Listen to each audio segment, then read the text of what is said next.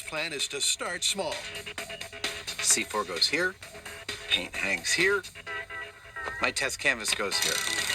Under the watchful eye of J.D. Nelson to explore what happens when paint meets explosive meets canvas. Painting with explosives. First experiment in 3, 2, 1, go. Fascinating. Fascinating. It just like goes. That's not at all what I expected to happen. That's information. That was the whole point of this test. That fraction of coverage is a long way from what Adam needs. Boom. And the action replay reveals why. Whoa, the paint's still there. Wow.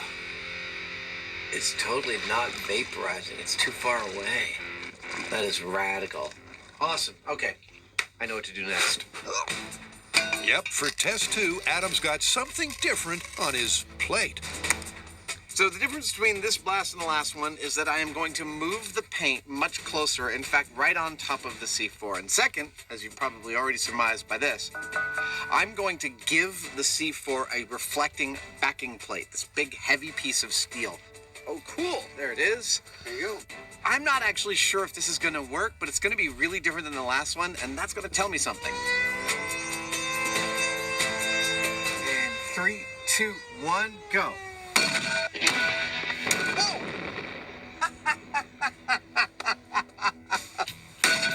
That was far more effective. The backing plate certainly reflected the paint onto the board and everywhere else. There we go. Hi there. How you doing? Hi.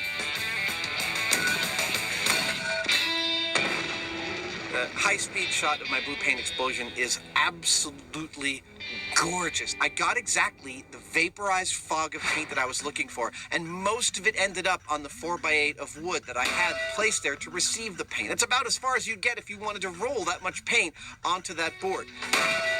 And that's exactly the kind of coverage Adam was looking for. But he still thinks he can improve on it. In this test, I'll be using this. It's actually a thin sheet of plasticized sheet explosive, sort of a C4 jerky, if you will. But don't eat it. No, I'm going to paint with it. But will spreading the explosive under the paint also spread the coverage? All right, here we go. Final explosion in 3, 2, 1, go.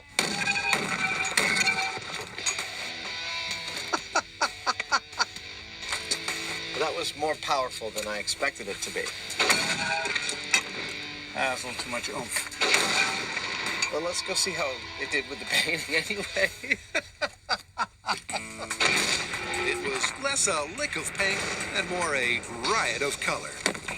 And that goes there. But piecing back together his canvas has inspired Adam. Well, for me, that was a very successful and excellent day, and not just because I spent the day blowing stuff up. Because in blowing stuff up, I actually learned, I believe I learned everything I need to know to paint with explosives, including how much explosives is too much. Time to get to work. So Adam heads back to the shop.